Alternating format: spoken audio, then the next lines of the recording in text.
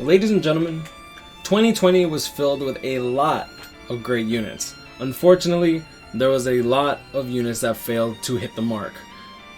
Me and my chat have gone over extensively over which one of these is the worst and the absolute worst. I hope you all enjoy.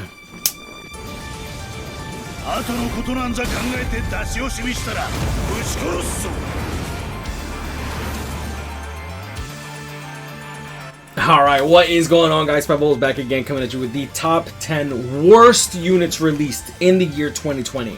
This video is brought to you and sponsored by my telephone. It keeps sending me a lot of spam calls, and I'd love to get them doxed, but I can't really do that. So unfortunately, we're just gonna have to deal with all these damn phone calls from people that I actually have no idea who they are, but apparently I owe the IRS millions and millions of dollars, and apparently I'm a Nigerian prince from Africa. Go figure. Anyways, on this list, we are not going to be putting in these Ichigos for the simple reason that I feel like we wanted to go over summonable 5 stars. Otherwise, obviously, this would end up taking a bunch of spots on the list just because good link, but in terms of just playable character, not really all there. But either way, let's get right into it. Number 10 on the list. No honorable mentions. Fortunately, there have been a lot of great characters this year, and we could only really talk about 10. First on the list, number 10, Kenpachi. So which one of you is the strongest? Now, Kenpachi was really he was kind of dead on release. I feel like every single time that I want to use my Kenpachi, it's literally only so that I can be carried in IZ, and the only real use that he even has is his inheritance zones only, speed, link, slot potions, plus skill. Now, he does have Berserker 50%, Bruiser 40% with Flurry, and a damage reduction linked with Poise and Paralysis immunity. He's not necessarily a horrible character. He's definitely better than some of the garbage that came out in 2018 or 2019 even, but 2020 was such a strong year that I feel like this Kenpachi just failed to make waves just because of how he was built. When it comes to IZ and co-op, this man has a Beam first strong attack, which is kind of awkward, a second strong attack that is a Plant Vortex, which is completely outdated for a NAD melee character that you're pretty much using in co-op content, and his third strong attack is a standard full screen third. It's a weird kit considering that he's a NAD character and he's also a melee unit, so having a Beam first strong attack and then a random like Plant Vortex, it just doesn't sit well with me personally.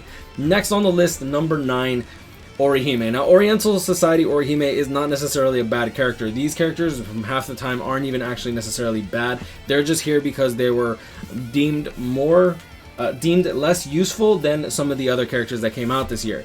Orihime unfortunately suffers from no guard break, and that pretty much just cost her the votes, pretty much. So strong attack recharge on her link, I don't think that's necessarily a bad thing. They did give her a Bruiser 30% with Flurry. She does have Poise with the team boost. The team boost, I do feel like saves her with that strong attack recharge. I feel like it makes her a little more useful.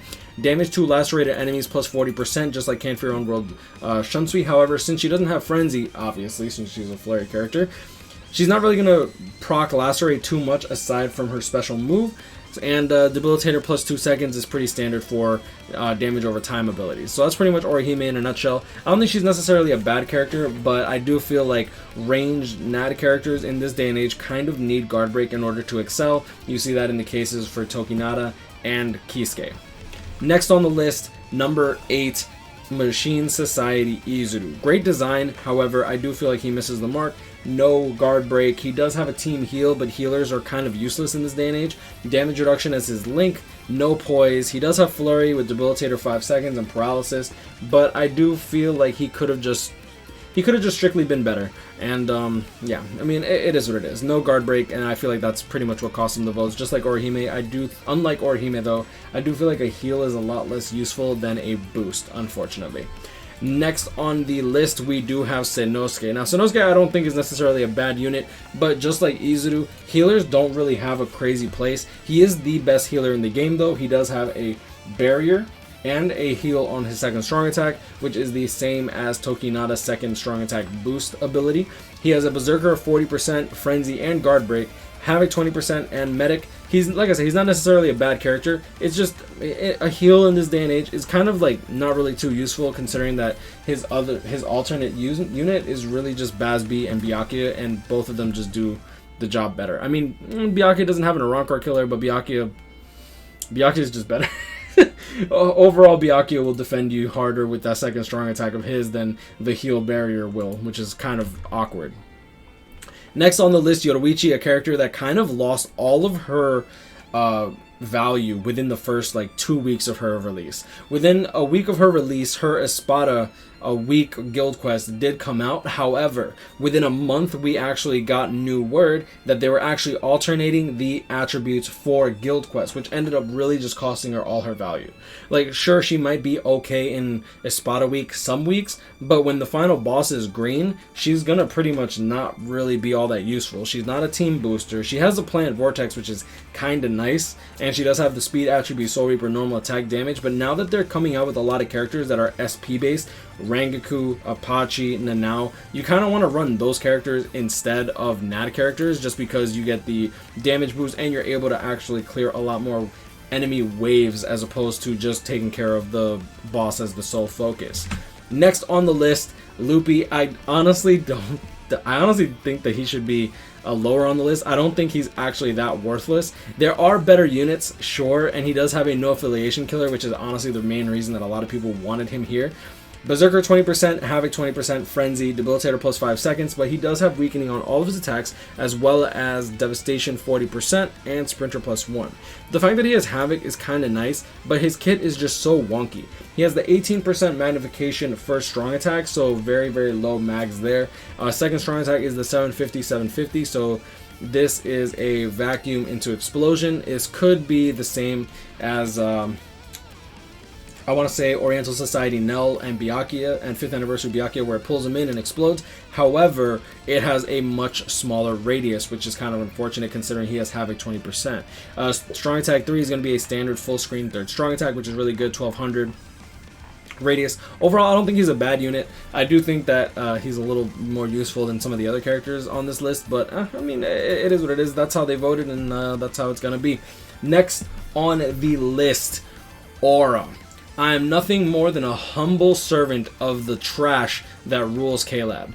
I am pleased to make your acquaintance, and I am so sorry, but anyone that pulled Aura, you already know. Unless you were specifically going for Aura, you were disappointed on pulling a banner character instead of someone like Bankai Shuhei or Bankai Hikone.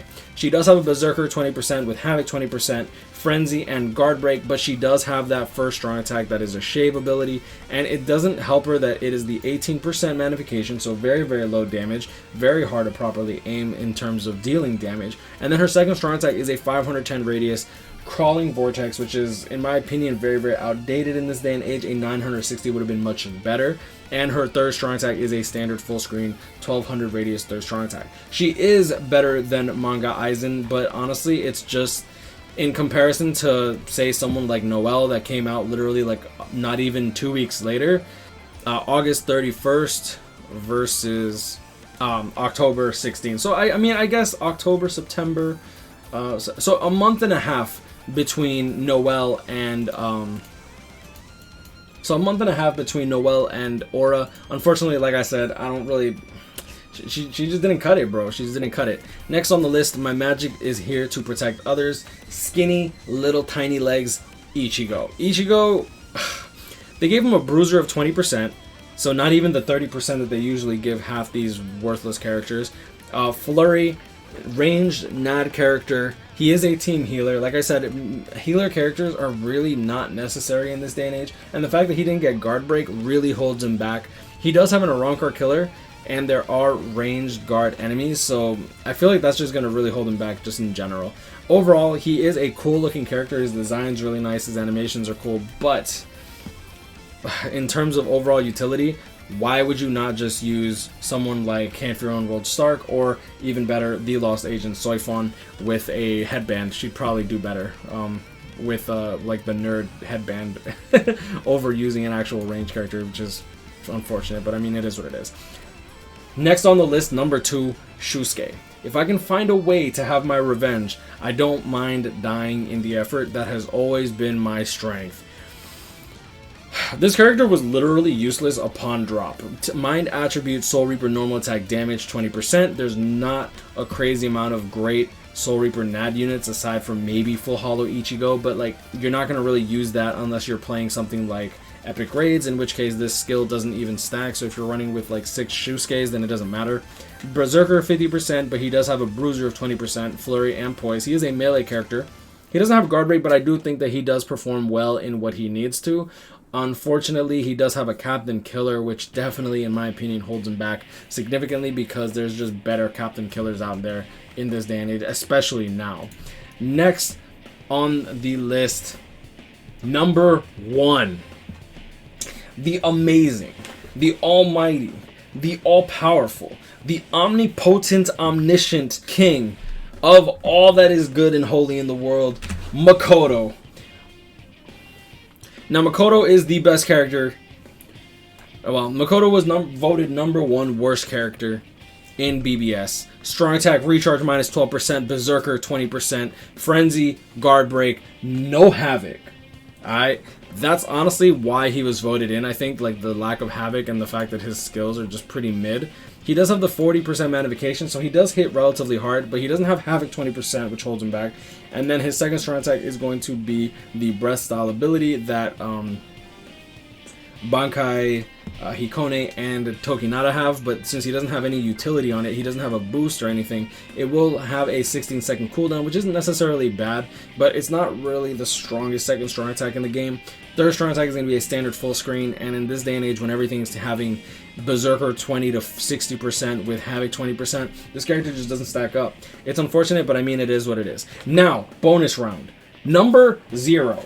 Just like Yami, number 10, you drop the 1 as he transforms, and then we have Kenpachi at number 0. The worst unit to be released in 2020 when you take out the fact that he has speed link slot potions plus 5.